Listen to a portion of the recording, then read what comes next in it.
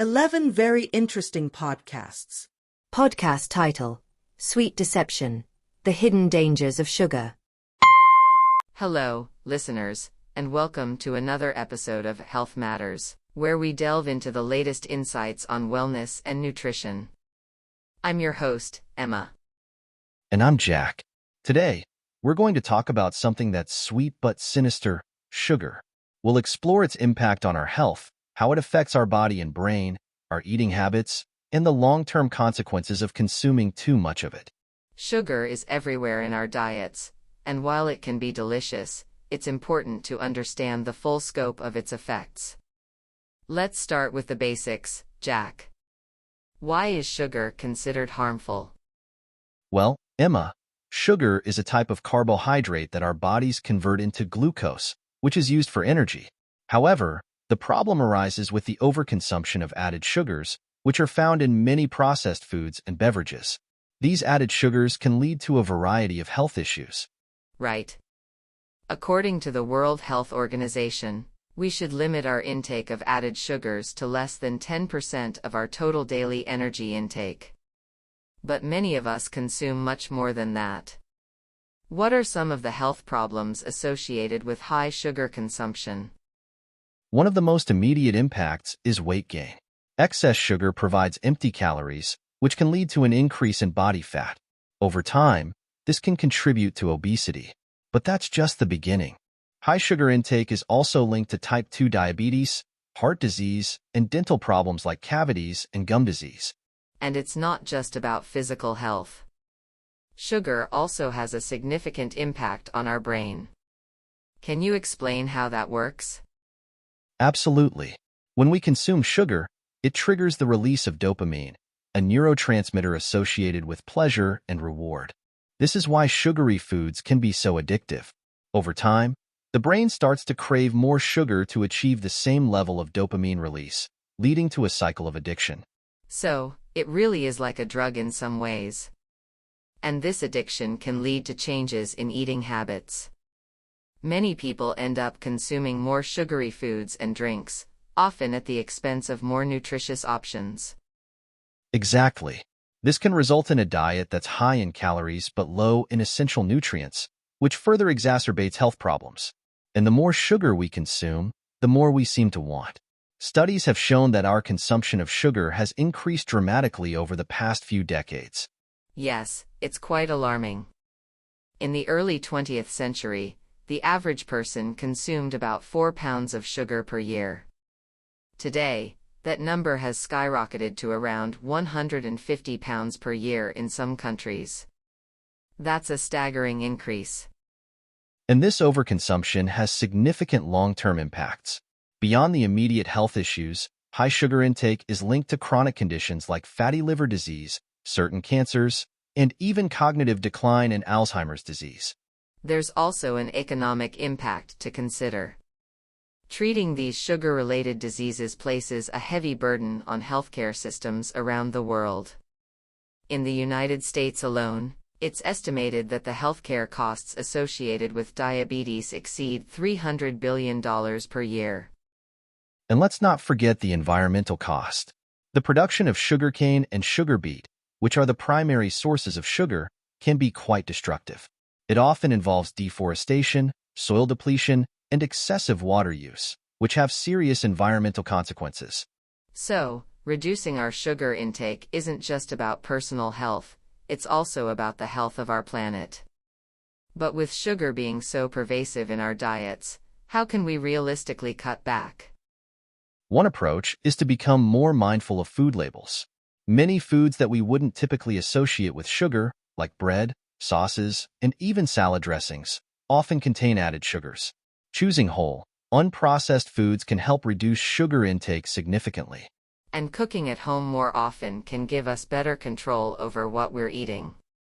It's also helpful to find healthier alternatives to satisfy our sweet tooth, like fresh fruit, which contains natural sugars along with fiber and essential nutrients. Absolutely. It's also important to raise awareness and support policies that limit added sugars in foods and beverages.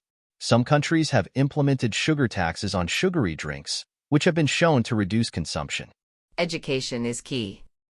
The more people understand the impact of sugar on their health and the environment, the more likely they are to make healthier choices. It's clear that sugar is a complex issue with far-reaching effects. But with informed choices and collective action, we can make a positive impact on our health and our world. That's a great note to end on, Jack. Thank you to all our listeners for tuning in to Health Matters. We hope you found this episode informative and empowering. Don't forget to subscribe and leave a review if you enjoyed this episode. Until next time, stay healthy and mindful of your sugar intake. Take care, everyone. Podcast title: The Ripple Effect: Understanding Online Hate. Hello, everyone, and welcome to another episode of Digital Dialogues, where we explore the complex issues surrounding our digital lives. I'm Laura. And I'm Sam. Today, we're diving into a deeply concerning topic: the spread of hate on the internet. We'll discuss its causes, effects, and the broader impact on society. It's a heavy topic, but one that's incredibly important. Indeed, Sam. Hate speech and online harassment have become pervasive issues on the internet. Let's start by looking at what we mean by online hate. It can encompass everything from bullying and harassment to outright hate speech based on race, gender, religion, and more. Right. And the anonymity of the internet can often embolden people to say things they wouldn't dream of saying in person. This anonymity, combined with the reach of social media, creates a perfect storm for spreading hate. Yes, the reach and speed at which hate can spread online are unprecedented. One hateful comment can be shared and amplified across multiple platforms, reaching millions in a matter of hours. But what drives people to spread hate online? There are several factors. Some people feel a sense of power and control when they can say whatever they want without facing immediate consequences. Others may be influenced by their own experiences of hate or are simply following the behavior they see online. There's also the phenomenon of echo chambers, where people are only exposed to viewpoints that reinforce their own prejudices. That's a good point. Echo chambers can really amplify harmful beliefs. When people are constantly exposed to hate-filled rhetoric, it normalizes such behavior and can even radicalize individuals. But beyond the psychological reasons, there are also systemic issues at play, such as inadequate moderation and the algorithms that prioritize sensational content. Absolutely.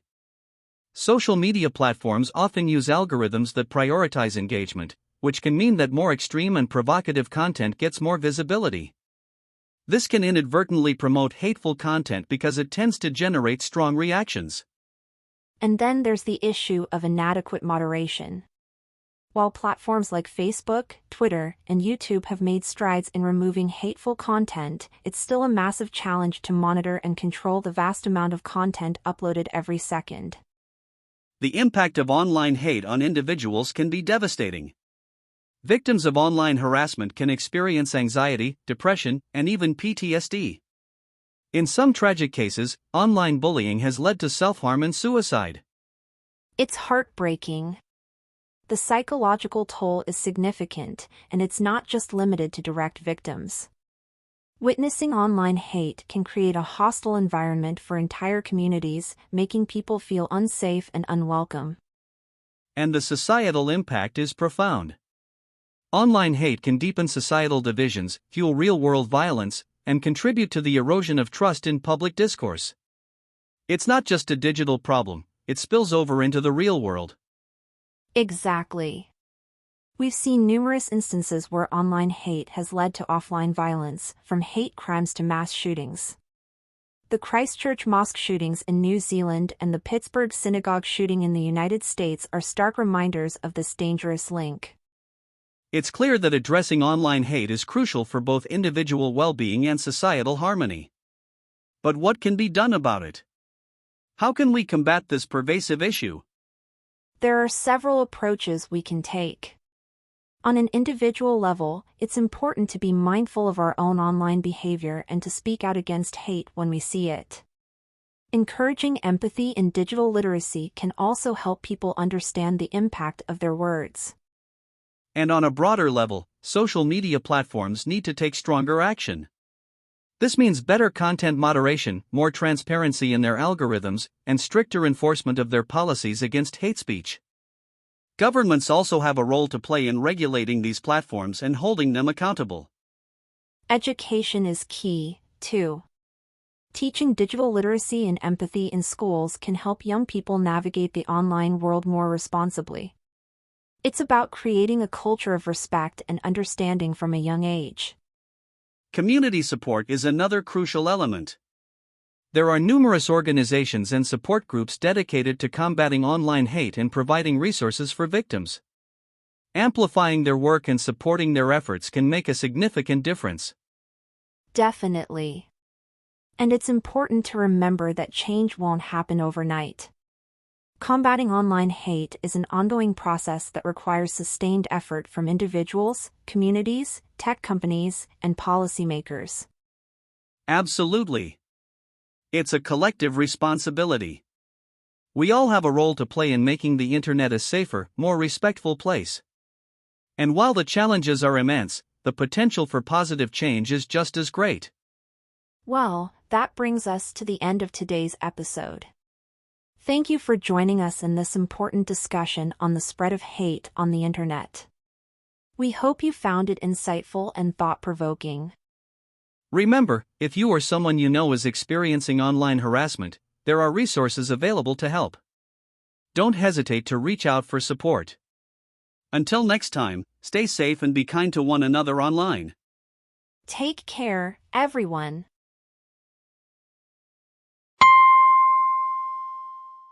Podcast title: Homegrown Harvest, The Joy of Home Gardening. Hello, everyone, and welcome to another episode of Green Thumb Chronicles. I'm Rachel. And I'm Tom. Today, we're diving into one of our favorite topics, growing vegetables in a home garden. Whether you're a seasoned gardener or a complete novice, there's something incredibly rewarding about cultivating your own produce. Absolutely, Tom. There's nothing quite like the taste of a fresh tomato plucked straight from the vine, or the satisfaction of seeing your hard work come to fruition. Let's start with why home gardening is such a great idea. What are some of the benefits? Well, first off, there's the health aspect. Growing your own vegetables means you have complete control over what goes into your food. No pesticides or harmful chemicals, just pure, fresh produce. Plus, gardening itself is a fantastic form of exercise and a great way to get some fresh air. And let's not forget the environmental benefits. Home gardening reduces your carbon footprint. You're cutting down on the emissions associated with transporting food from farms to stores. It also promotes biodiversity and can help improve soil health in your local area. Exactly. And there's the financial aspect, too.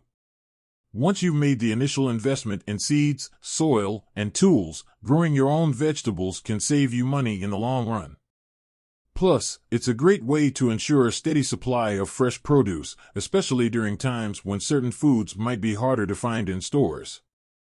There's also the sheer joy and therapeutic value of gardening. It can be incredibly relaxing and rewarding. Watching your plants grow from tiny seeds into full-grown vegetables can give you a real sense of accomplishment. Let's talk about getting started. For those new to gardening, what are some of the basics they need to know? The first thing to consider is your garden space. You don't need a huge backyard to start growing vegetables. Even a small balcony or patio can work. If space is really limited, container gardening is a fantastic option. Yes, and raised beds are another great solution. They allow for better soil control, improved drainage, and can be easier on your back. Once you've decided on your space, the next step is to think about the soil. Healthy soil is the foundation of a successful garden. Absolutely. Soil quality can vary greatly depending on where you live, so it might be worth getting your soil tested. Adding organic matter like compost can greatly improve soil health and provide your plants with the nutrients they need. And then there's the matter of choosing what to grow. For beginners, it's often best to start with vegetables that are relatively easy to grow and maintain. Some good options include tomatoes, lettuce, radishes, and herbs like basil and parsley. Herbs are a fantastic starting point because they grow well in small spaces and can be quite forgiving. Plus, they're a wonderful addition to any kitchen. But remember to choose vegetables that you and your family enjoy eating. There's no point in growing something if you're not going to use it. That's right. Once you've chosen your plants, it's important to pay attention to the planting season. Different vegetables have different growing seasons, so make sure you're planting at the right time of year. Most seed packets will give you this information. Watering is another crucial aspect. Most vegetables need consistent moisture, but overwatering can be just as harmful as underwatering. It's all about finding the right balance. Generally, it's better to water deeply and less frequently than to water a little bit every day. And don't forget about sunlight. Most vegetables need at least 6 hours of direct sunlight each day, so make sure your garden is in a sunny spot. If you're growing in containers, you can move them around to catch the best light. Pests and diseases are inevitable challenges in any garden. It's important to keep an eye out for signs of trouble and to act quickly if you notice something amiss. There are many natural ways to deal with pests, such as introducing beneficial insects like ladybugs, or using homemade sprays made from garlic or neem oil. That's a great point. Regularly checking your plants and keeping your garden clean can go a long way in preventing problems. And don't forget about the benefits of crop rotation and companion planting, which can help deter pests and improve soil health. Speaking of companion planting, certain plants can really benefit from being planted near each other. For example, tomatoes and basil grow well together, not just in the kitchen but in the garden too. Basil can help repel pests that might otherwise harm the tomatoes. And marigolds are great companions for many vegetables because they help deter nematodes and other pests. It's a fascinating area of gardening that can really enhance your garden's productivity. Another important aspect is harvesting. Knowing when to pick your vegetables is key to enjoying them at their best. Most vegetables will give you clear signs when they're ready to harvest. For example, tomatoes should be fully colored and slightly soft to the touch. And for root vegetables like carrots and radishes, it's often a good idea to gently pull one up to check its size before harvesting the rest. Over time, you'll get a feel for when your vegetables are ready. Don't be afraid to experiment and learn from your experiences. Gardening is as much about the journey as it is about the end result.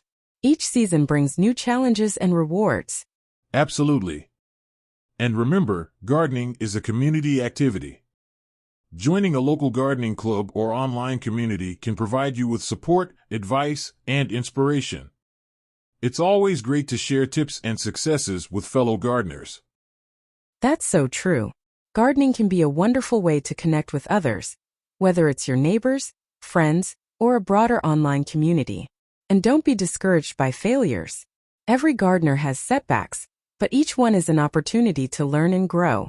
Well, that wraps up our discussion on growing vegetables in a home garden. We hope you found this episode of Green Thumb Chronicles helpful and inspiring. Remember, anyone can grow their own food with a little bit of knowledge and a lot of passion. Thanks for joining us today. If you have any questions or topics you'd like us to cover in future episodes, feel free to reach out. Happy gardening, everyone! Take care and happy planting.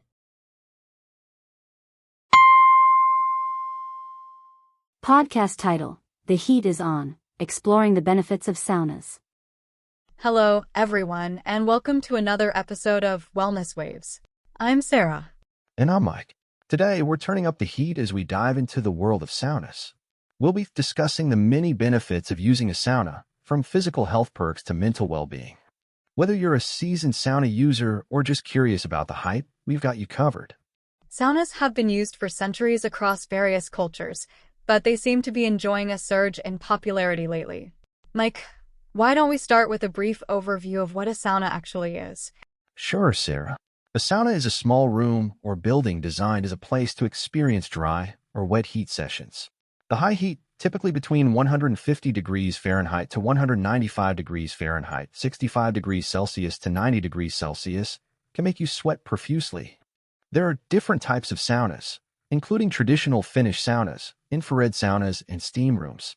The traditional Finnish sauna is probably the most well-known. It uses a heater to warm stones, and water can be thrown onto the stones to create steam.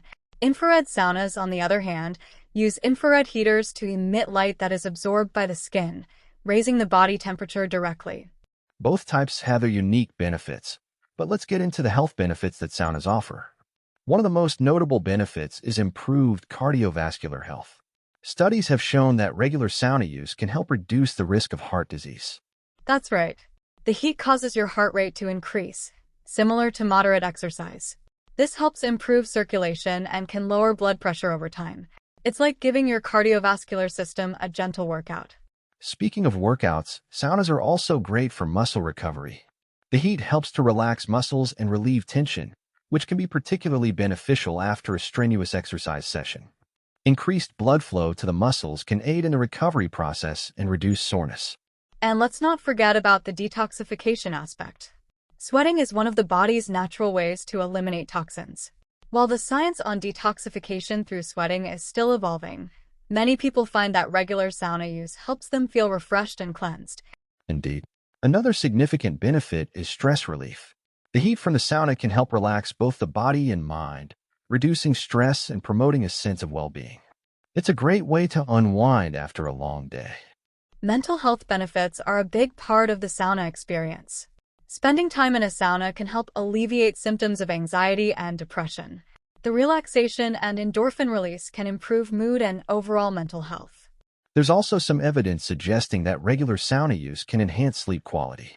The relaxation and drop in body temperature after exiting the sauna can promote deeper and more restful sleep.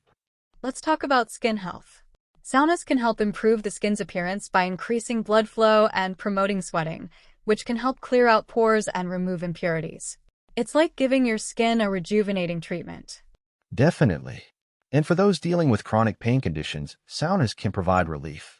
Conditions like arthritis and fibromyalgia can benefit from the heat therapy that saunas provide, helping to reduce pain and improve joint mobility. It's fascinating how versatile saunas are in terms of health benefits. But as with anything, it's important to use saunas safely. Staying hydrated is crucial, as you can lose a lot of fluids through sweating. Absolutely. It's also important to listen to your body. If you feel lightheaded or uncomfortable, it's best to leave the sauna and cool down. People with certain medical conditions like heart problems or low blood pressure should consult with their doctor before using a sauna. That's good advice, Mike.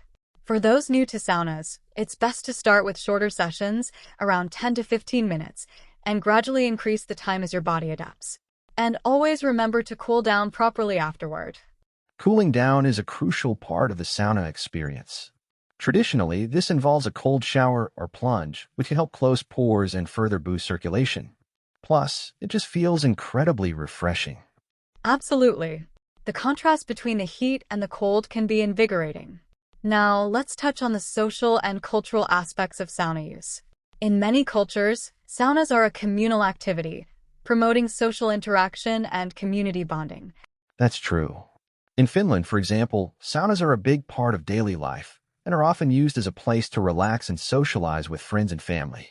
The communal aspect adds another layer of benefits, contributing to overall well-being. It's amazing how something as simple as sitting in a hot room can offer so many physical, mental, and social benefits. Whether you're using it for health reasons or just to relax, the sauna is a valuable tool for enhancing well-being. And for those interested in incorporating a sauna into their routine, there are plenty of options available.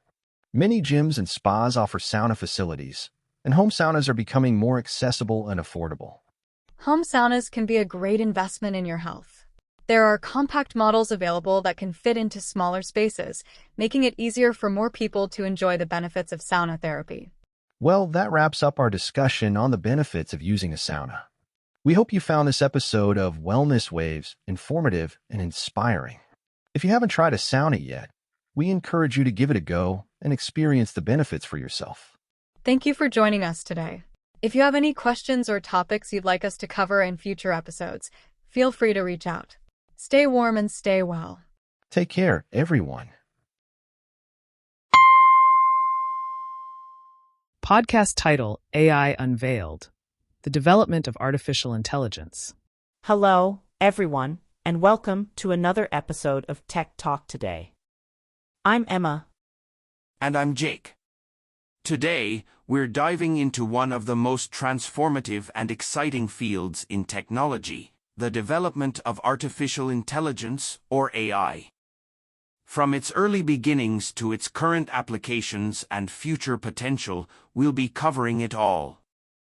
Artificial intelligence has become a buzzword in recent years, but its development has been a long and fascinating journey. Let's start with the basics, Jake. What exactly is artificial intelligence? Great question, Emma. At its core, artificial intelligence refers to the simulation of human intelligence processes by machines, especially computer systems. This includes learning, reasoning, problem-solving, perception, and language understanding. AI can be categorized into two main types, narrow AI and general AI. Narrow AI, also known as weak AI, is designed to perform a specific task, like voice recognition or image classification. General AI, or strong AI, aims to perform any intellectual task that a human can do. Right now, most of the AI we interact with is narrow AI. It's incredibly advanced in certain areas, but it doesn't have the broad, flexible intelligence of a human. The development of general AI is still largely theoretical and a subject of much debate and research.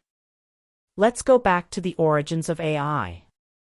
The concept of artificial intelligence has been around for centuries, but it wasn't until the mid-20th century that it began to take shape as a scientific field.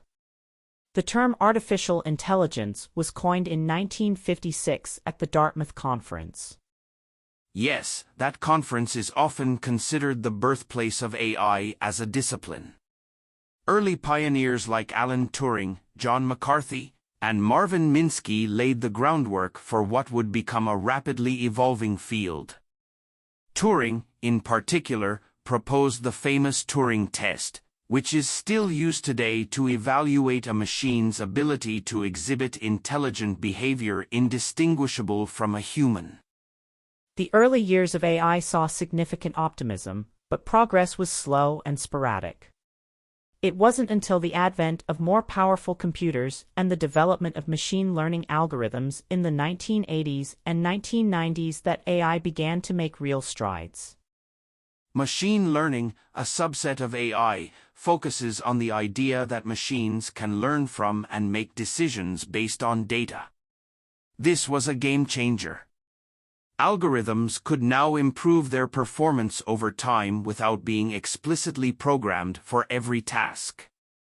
One of the most notable breakthroughs in AI came with the development of neural networks, which are inspired by the structure of the human brain. Neural networks have enabled advances in image and speech recognition, among other areas. Fast forward to today, and we see AI integrated into numerous aspects of our daily lives. From personal assistants like Siri and Alexa to recommendation systems on Netflix and Amazon, AI is everywhere. But it's not just consumer applications. AI is making waves in healthcare, finance, transportation, and more. In healthcare, for example, AI is being used to analyze medical images, predict patient outcomes, and even assist in surgeries. It's helping doctors diagnose diseases more accurately and develop personalized treatment plans.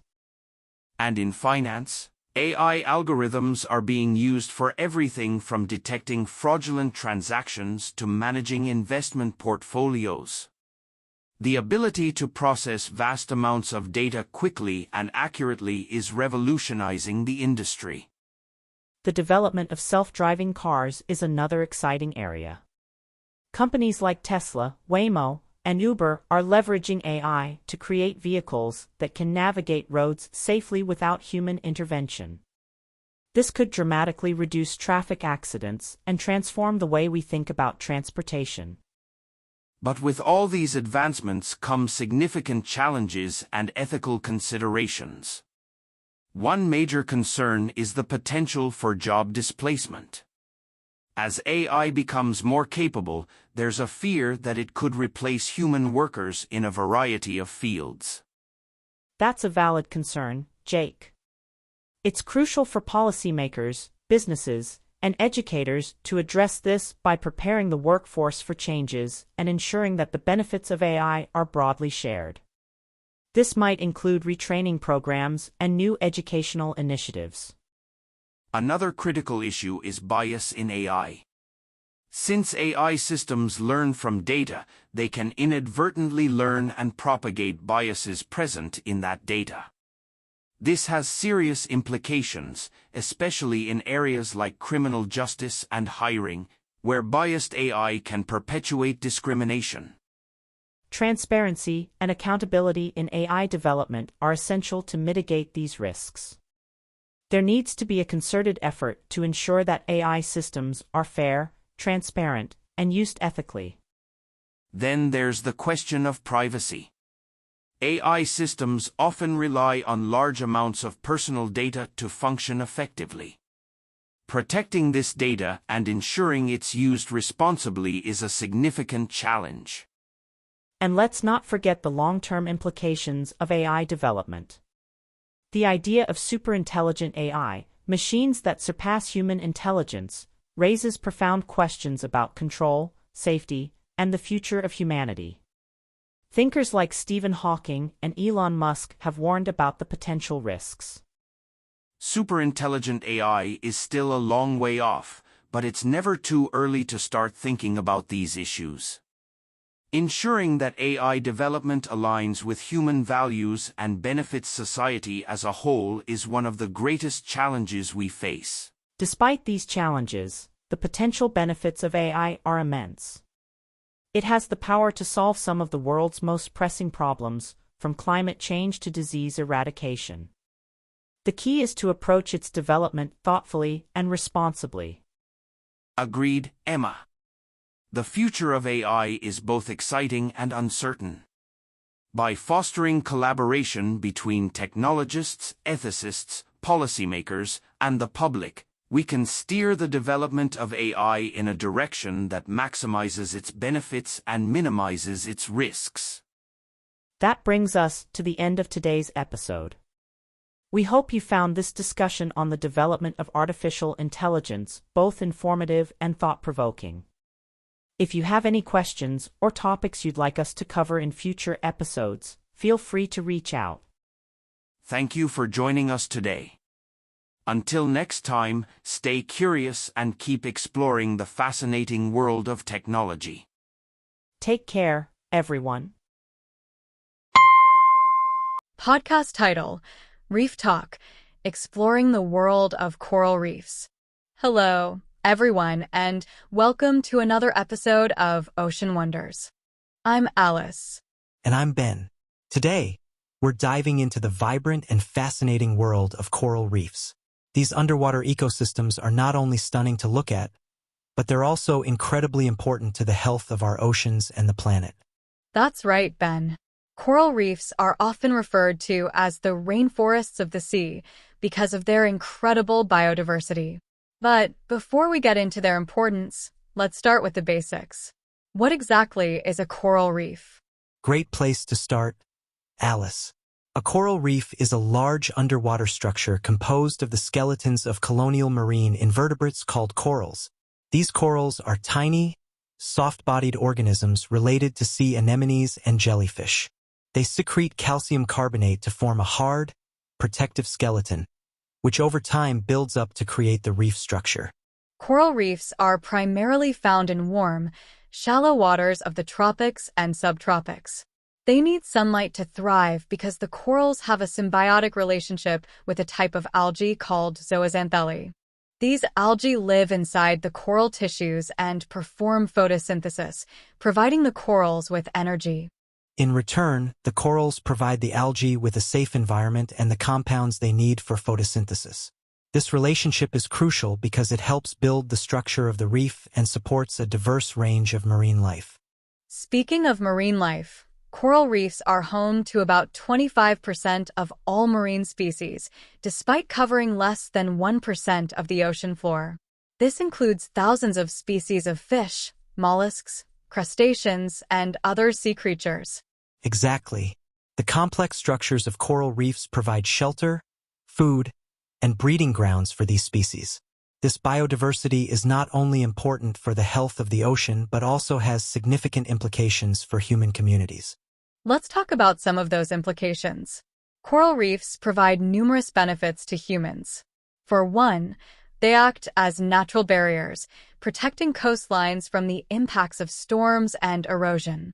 The complex structure of the reef dissipates wave energy, reducing the damage that storms can cause to coastal communities.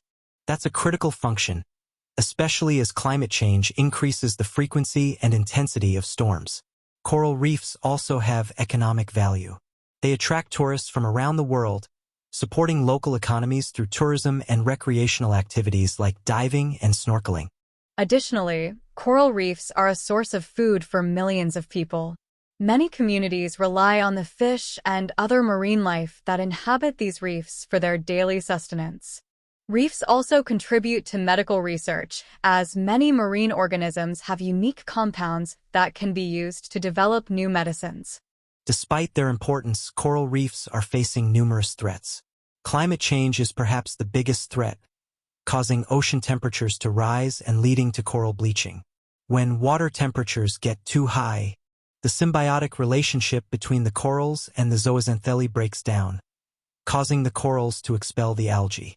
This results in the corals losing their color and, more critically, their main source of energy. Bleached corals are more susceptible to disease, and if the stressful conditions persist, they can die. Another major threat is ocean acidification, which occurs as the ocean absorbs more carbon dioxide from the atmosphere. This changes the water's chemistry, making it harder for corals to produce their calcium carbonate skeletons. Overfishing and destructive fishing practices, such as using dynamite or cyanide, also pose significant threats to coral reefs. These practices can destroy the physical structure of the reef and deplete the populations of fish and other marine species that are crucial for the reef's health. Pollution is another issue. Runoff from agriculture, untreated sewage, and plastic waste all contribute to the degradation of coral reefs.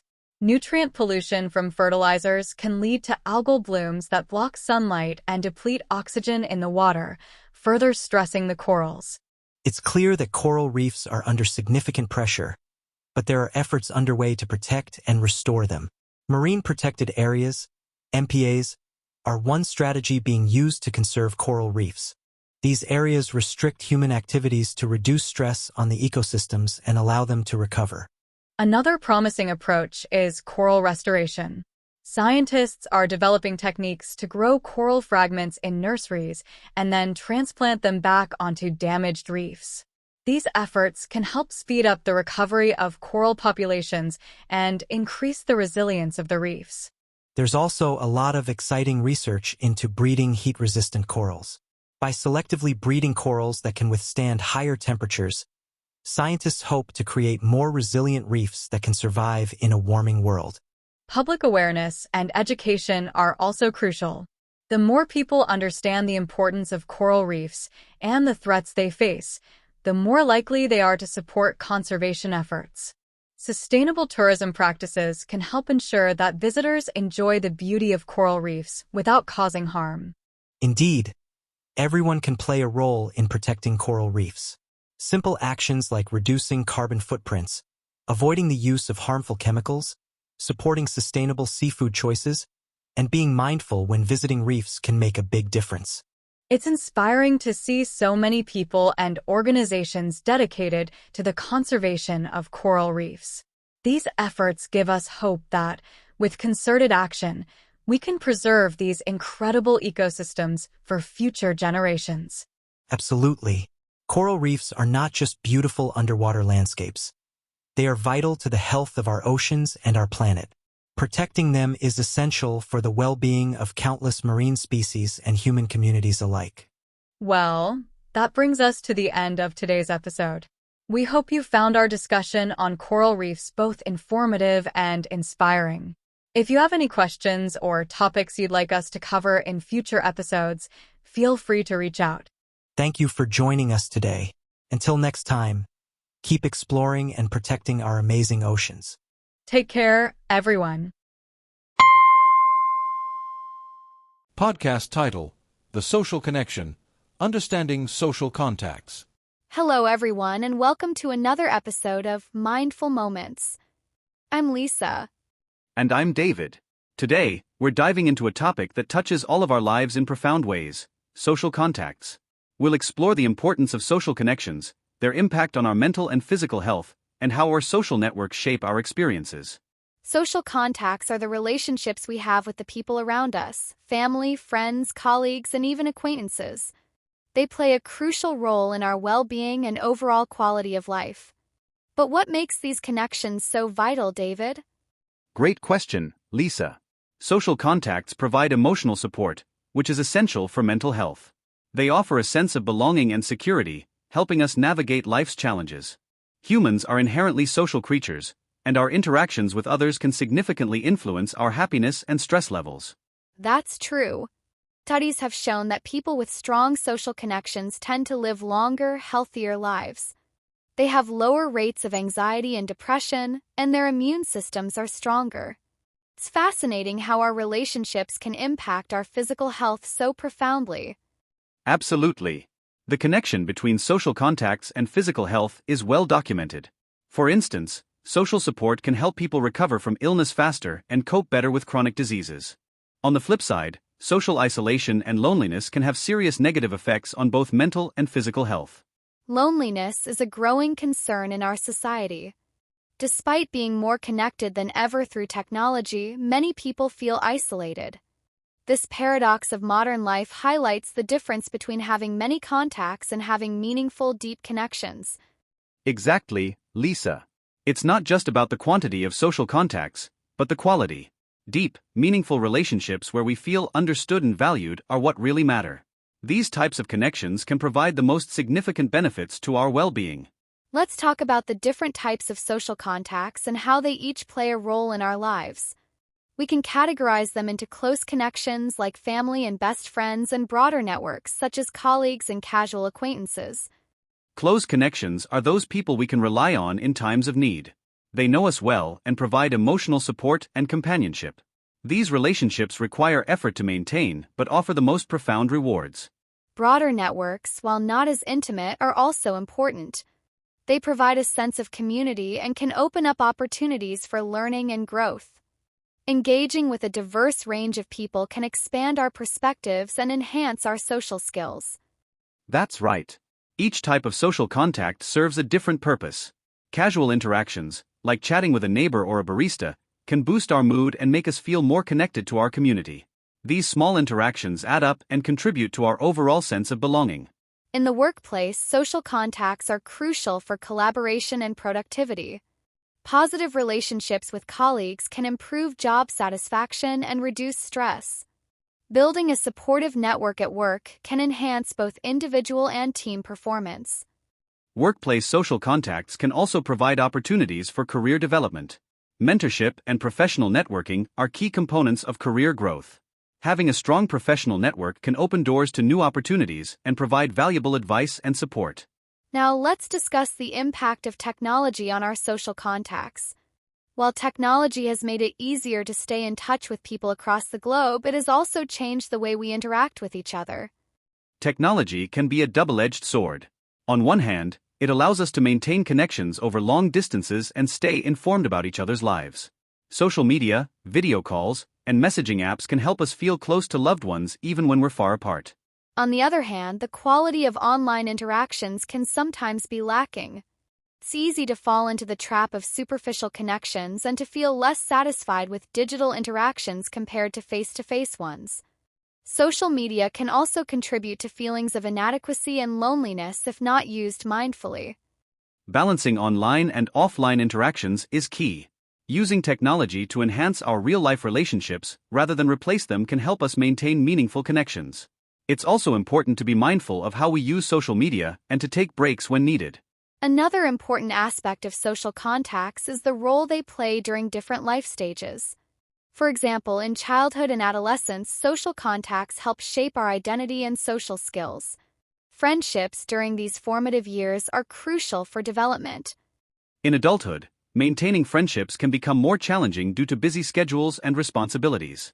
However, making time for social interactions is essential for maintaining mental health and preventing loneliness.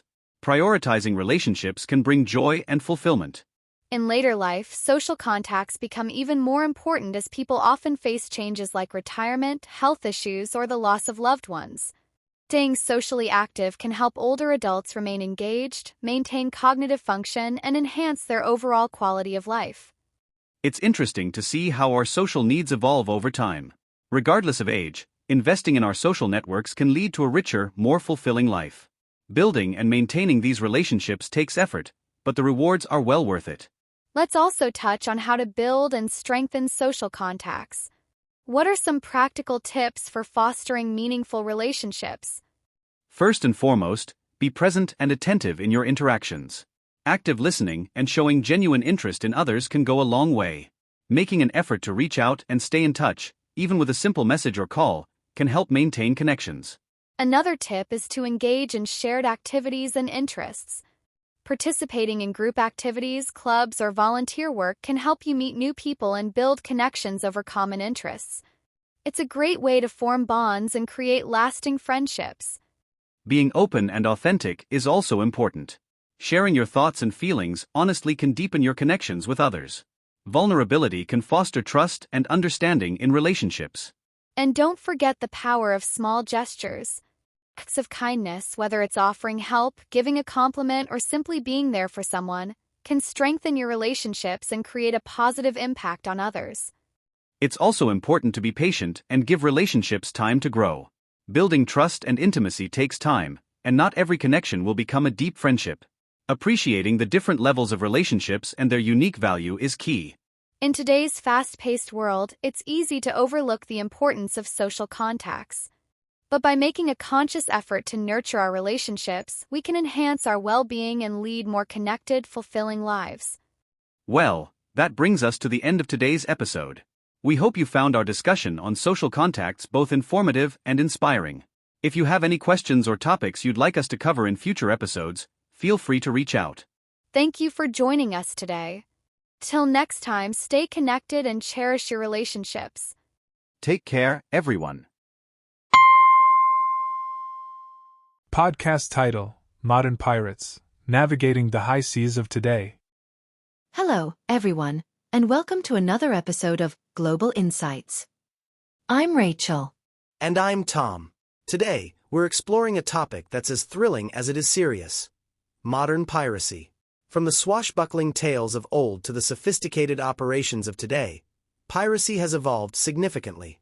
We'll discuss what modern piracy looks like, where it happens, who these modern pirates are, and the global implications of their activities. Piracy often conjures images of the golden age of piracy, with figures like Blackbeard and Captain Kidd. But today's pirates are very different from those romanticized in books and movies. Modern piracy is a complex and dangerous issue, with far-reaching consequences. That's right, Rachel. Modern piracy typically involves armed robbery, hijacking, and kidnapping for ransom. Pirates today use speedboats, automatic weapons, and GPS technology, making them more efficient and harder to catch than their historical counterparts. Let's start by talking about where modern piracy occurs. While piracy can happen anywhere, there are a few regions that are particularly notorious. One of the most well-known hotspots is the coast of Somalia in the Horn of Africa. Somalia's coastline, along the Gulf of Aden and the Indian Ocean, became infamous in the early 2000s for a surge in pirate attacks. The lack of a stable government, widespread poverty, and lucrative shipping routes created a perfect storm for piracy to thrive. Somali pirates typically target large commercial vessels, such as oil tankers and cargo ships, because of the high ransom value they can command. These pirates are often well-organized and operate in groups, using motherships to extend their reach far into the ocean. The rise in Somali piracy led to international naval patrols and convoys, which have reduced the number of successful attacks in recent years.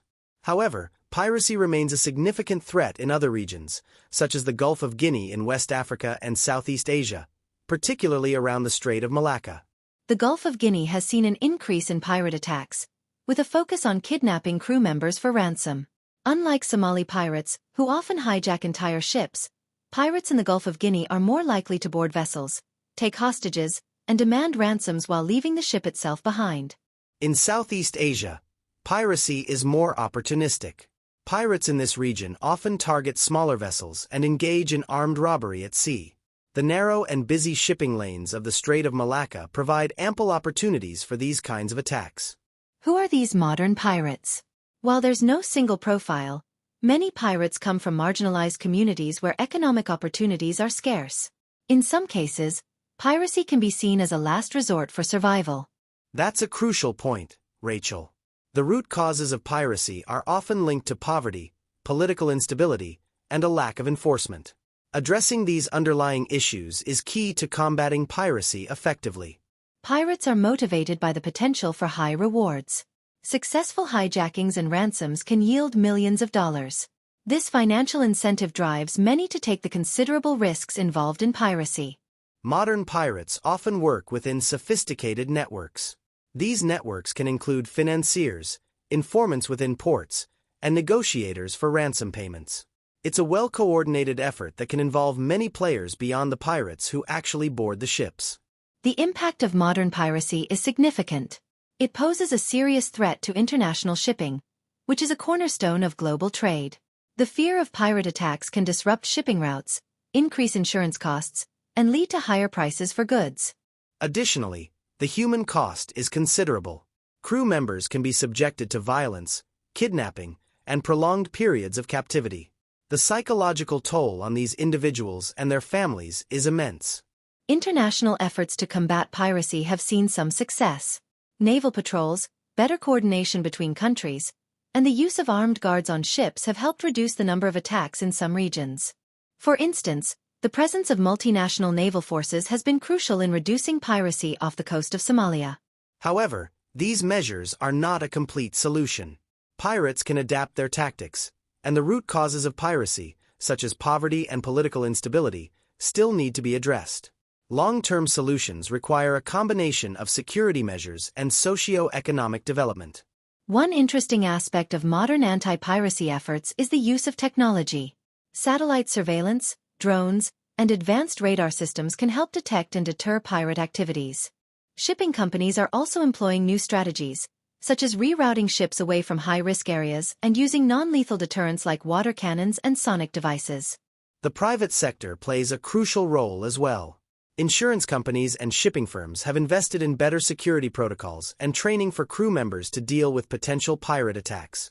Collaboration between governments, international organizations, and the private sector is essential in the fight against piracy. It's also worth noting the legal challenges involved in prosecuting pirates. Jurisdictional issues can complicate efforts to bring pirates to justice, especially when attacks occur in international waters. However, there have been notable prosecutions, and efforts continue to improve legal frameworks. Piracy isn't just a threat to commercial shipping. Humanitarian aid missions can also be affected, particularly in regions where piracy is prevalent. Ensuring the safe delivery of aid is critical for the stability and recovery of affected areas. Modern piracy is a multifaceted issue with no easy solutions. It highlights the interconnectedness of global trade, security, and socio-economic conditions. Addressing piracy requires a comprehensive approach that includes immediate security measures and long-term development efforts.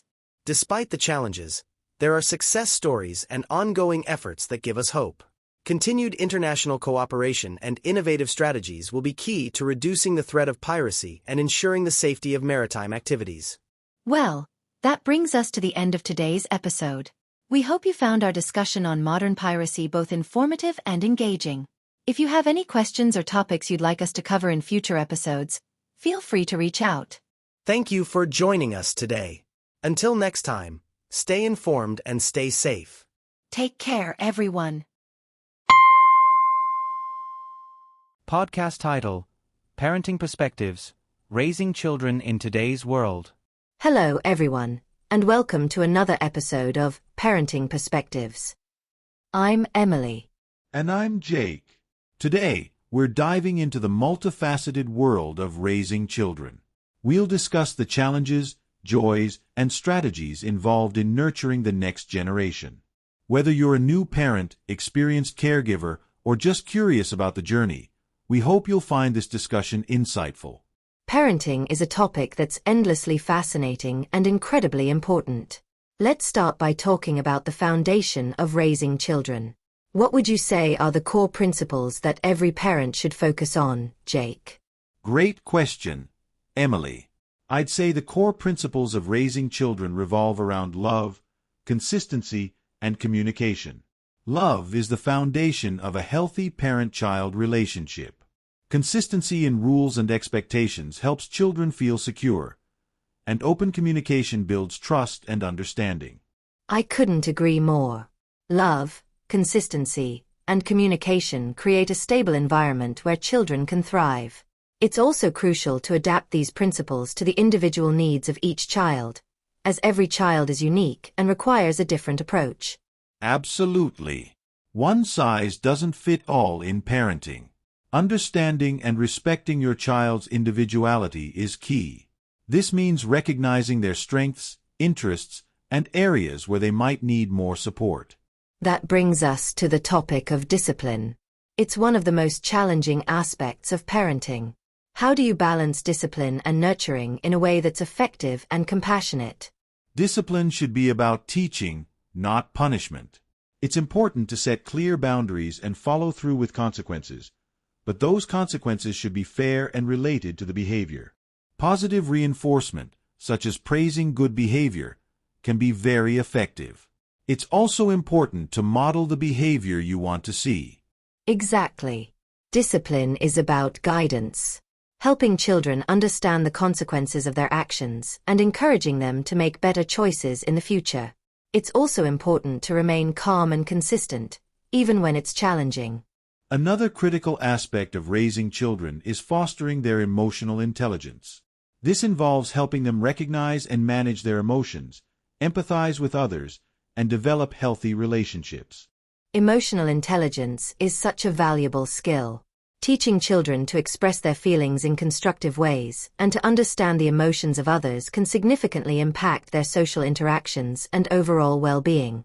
One way to foster emotional intelligence is through open conversations about feelings. Encourage your children to talk about their day and share their experiences. Use stories and books to discuss different emotions and how characters handle them. Play is another essential component of childhood. It's not just about having fun. Play is critical for development. It helps children learn social skills, solve problems, and explore their creativity. Play is indeed powerful. It's a natural way for children to learn and develop. Whether it's structured activities like sports and games or unstructured free play, both have significant benefits. Encouraging playtime can help children develop a wide range of skills. Speaking of development, let's talk about the importance of education. From early childhood education to supporting learning at home, education plays a pivotal role in a child's life. Education begins at home, long before children enter school. Reading to your children, engaging in educational play, and encouraging curiosity lay a strong foundation for formal education. Once they start school, staying involved in their education and supporting their learning is crucial. Parental involvement in education has been shown to boost academic achievement. Simple actions like helping with homework, attending parent-teacher conferences, and fostering a positive attitude toward learning can make a big difference. It's also important to remember that education isn't just about academics. Teaching life skills such as cooking, budgeting, and time management is equally important. These skills help children become independent and capable adults. Now, let's touch on the topic of screen time and technology. In today's digital age, managing screen time is a major concern for many parents. How can we balance the benefits of technology with the need for real-world interaction and physical activity? That's a hot topic, Emily.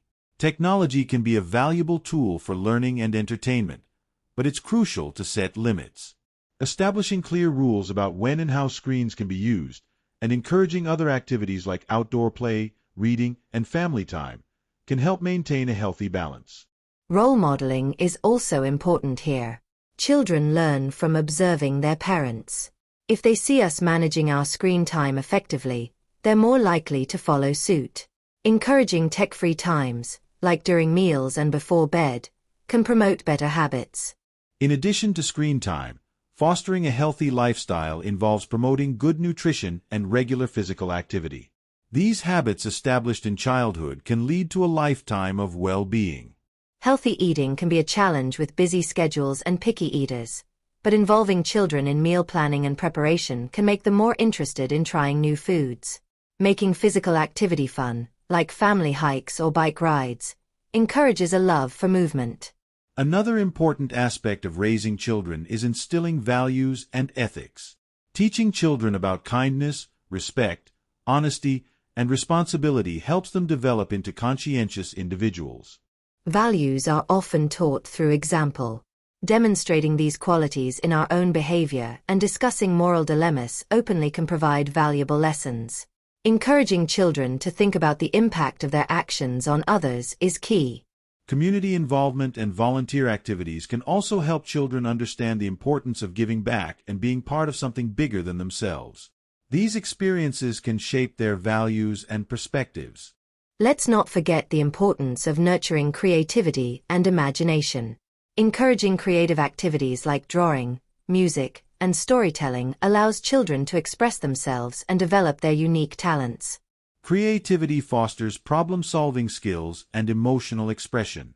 Providing opportunities for creative exploration without pressure or judgment helps children develop confidence in their abilities. Support networks are vital for parents as well. Raising children is challenging, and having a community of other parents, family members, and friends to share experiences and advice with can be incredibly helpful. Parenting can feel isolating at times, but seeking support and sharing the journey with others can make a big difference. Parenting groups, online forums, and family networks provide a space to exchange ideas and receive encouragement. It's also important for parents to take care of themselves. Self-care isn't selfish. It's necessary.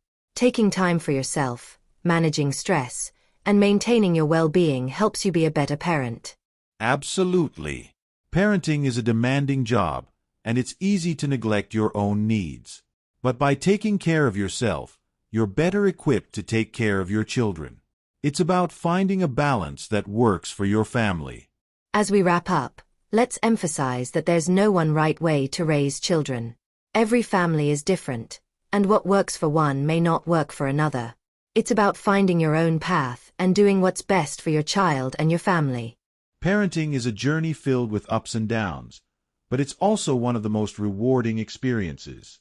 By focusing on love, consistency, and communication, and being adaptable to your child's needs, you can navigate this journey with confidence.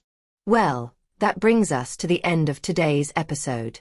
We hope you found our discussion on raising children both informative and encouraging. If you have any questions or topics you'd like us to cover in future episodes, feel free to reach out. Thank you for joining us today. Until next time, keep nurturing those connections and enjoy the journey of parenthood. Take care, everyone.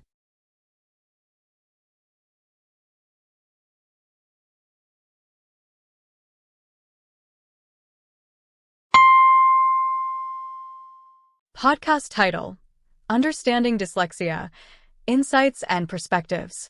Hello, everyone, and welcome to another episode of Health and Learning. I'm Emma. And I'm Mark. Today, we're diving into a topic that's often misunderstood but incredibly important: dyslexia. We'll be discussing what dyslexia is, its signs and symptoms, how it affects learning in daily life, and the various strategies and support systems available for those with dyslexia. Dyslexia is a specific learning disability that affects reading and related language-based processing skills. It's estimated that dyslexia affects around 10% of the population, which means it's quite common. Despite this, many misconceptions still exist. Absolutely, Emma. Dyslexia is often misunderstood as simply reversing letters or having difficulty reading. While these can be symptoms, dyslexia encompasses a broader range of difficulties with language skills, including spelling, writing, and sometimes even speaking. Let's start by discussing what exactly dyslexia is. Dyslexia is a neurological condition that stems from differences in how the brain processes language. These differences can make reading and writing challenging, but they don't reflect on a person's intelligence or capabilities. That's an important point. People with dyslexia often have normal or above-average intelligence. The challenges they face are specific to reading and language processing. It's also worth noting that dyslexia can vary in severity, and its impact can differ from person to person. The signs of dyslexia can appear as early as preschool. Common early signs include delayed speech, difficulty learning new words, and problems with rhyming. As children grow older, they may struggle with learning to read, spelling, and understanding written text. For school-age children, some signs include reading below the expected level for their age, difficulty processing and understanding what they hear, trouble following a sequence of directions, and problems with spelling. They might avoid reading aloud or struggle to find the right words. In teenagers and adults, dyslexia can manifest as difficulty reading, even for enjoyment, trouble summarizing a story, avoiding reading and writing tasks, and struggling with time management. It's a lifelong condition, but with the right strategies and support, individuals with dyslexia can succeed in school and beyond. Diagnosis is crucial because it opens the door to support and accommodations. Dyslexia is usually diagnosed through a combination of cognitive testing, assessment of reading skills, and observation of language use. Early diagnosis and intervention can make a significant difference. Intervention typically includes specialized teaching techniques that involve multisensory learning. Programs like Orton-Gillingham and Wilson Reading System are specifically designed for students with dyslexia. These methods use visual, auditory, and kinesthetic tactile pathways to enhance memory and learning of written language. Multisensory learning is highly effective because it engages more than one sense at a time. For example, a student might see a letter, say its sound, and write it in sand all at once. This approach helps reinforce the connection between the letter and its sound. Assistive technology also plays a crucial role. Text-to-speech software, audiobooks, and spell-checking programs can help individuals with dyslexia access written information more easily. These tools can make a significant difference in academic and everyday tasks. Another important aspect is building a supportive environment, both at home and in school. Teachers, parents, and peers can help by being understanding, patient, and encouraging.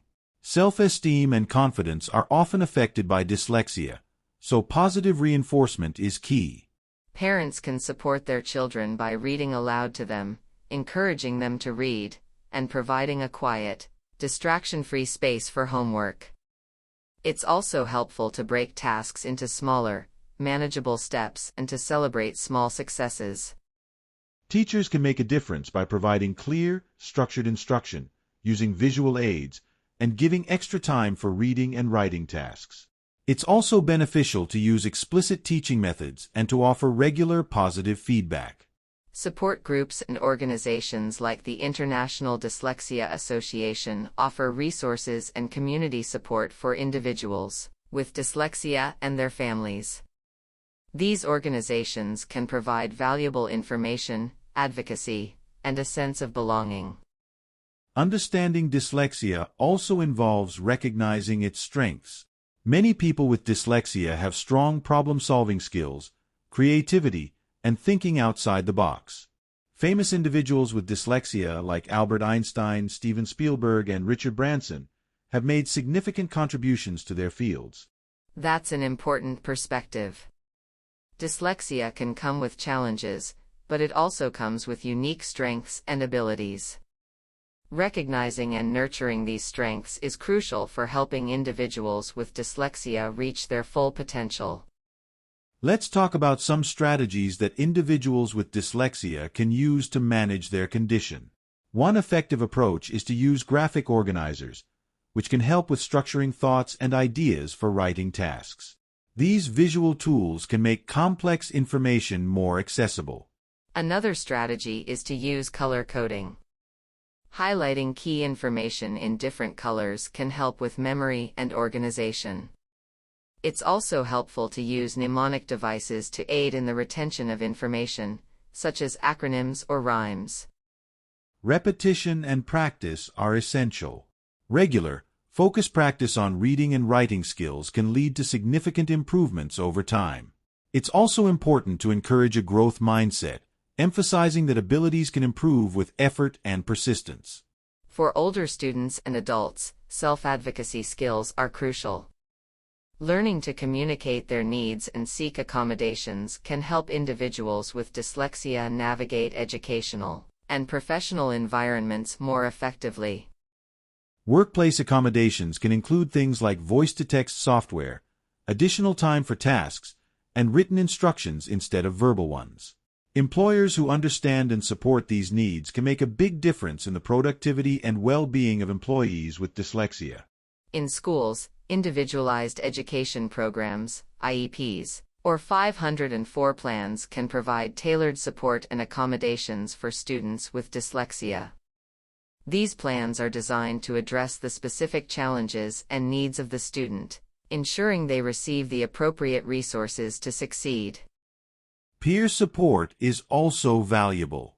Connecting with others who have dyslexia can provide a sense of community and shared understanding. Support groups, mentorship programs, and online forums can offer encouragement and practical advice. It's important to remember that progress can be gradual, and setbacks are a natural part of the learning process. Patience, persistence, and a positive attitude are essential. Every small step forward is a victory. Educating others about dyslexia is also crucial. Raising awareness and understanding can help reduce stigma and misconceptions. When more people understand what dyslexia is and how it affects individuals, we can create more supportive and inclusive environments. Absolutely. By fostering empathy and awareness, we can help build a world where individuals with dyslexia are valued and supported. Education, understanding, and advocacy are key components in this effort. Well, that brings us to the end of today's episode. We hope you found our discussion on dyslexia both informative and encouraging. If you have any questions or topics you'd like us to cover in future episodes, feel free to reach out. Thank you for joining us today. Until next time, remember that every challenge can be an opportunity for growth, and every individual has unique strengths to offer. Take care, everyone. Podcast title: The Secret Life of Trees, Exploring Tree Communication. Hello everyone, and welcome to another episode of Nature's Wonders. I'm Sarah. And I'm Mike. Today, we're delving into a fascinating topic that might change the way you look at forests forever: tree communication. We'll be discussing how trees interact with each other, the science behind it, and what it means for our understanding of ecosystems. Tree communication is a concept that has gained a lot of attention in recent years, thanks to the work of researchers like Suzanne Samar. It's truly incredible to think that trees can talk to each other in a way. Mike, can you give us a brief overview of what tree communication is? Sure, Sarah. Tree communication refers to the ways trees exchange information and resources with one another. This happens mainly through a network of fungal threads in the soil known as mycorrhizal networks, sometimes called the Wood Wide Web. These networks connect the roots of different trees and plants, allowing them to share water, nutrients, and even warning signals. It's mind-blowing to think that something as seemingly solitary as a tree is actually part of a complex, interconnected community. Let's break down the main components of this communication system. The mycorrhizal network plays a central role, right? Exactly. Mycorrhizal fungi form symbiotic relationships with tree roots. The fungi help trees absorb water and nutrients like phosphorus, and in return, the trees supply the fungi with carbohydrates produced through photosynthesis. This mutualistic relationship is crucial for the health of both parties. And through these networks, trees can share resources.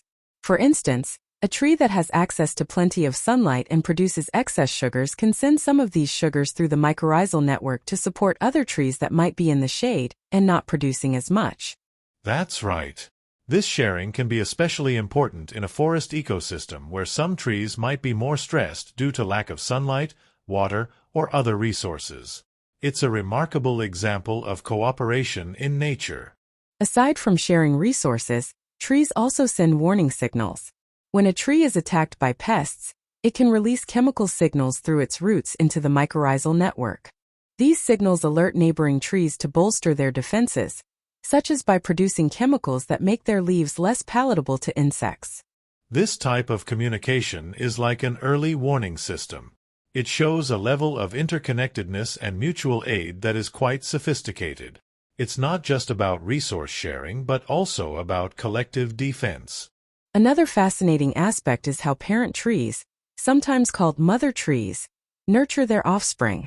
These older, larger trees are often centrally connected in the mycorrhizal network and can direct more nutrients to their seedlings, helping them grow stronger and healthier. Mother trees are vital for the regeneration and health of forests. They play a key role in maintaining the biodiversity and resilience of their ecosystems.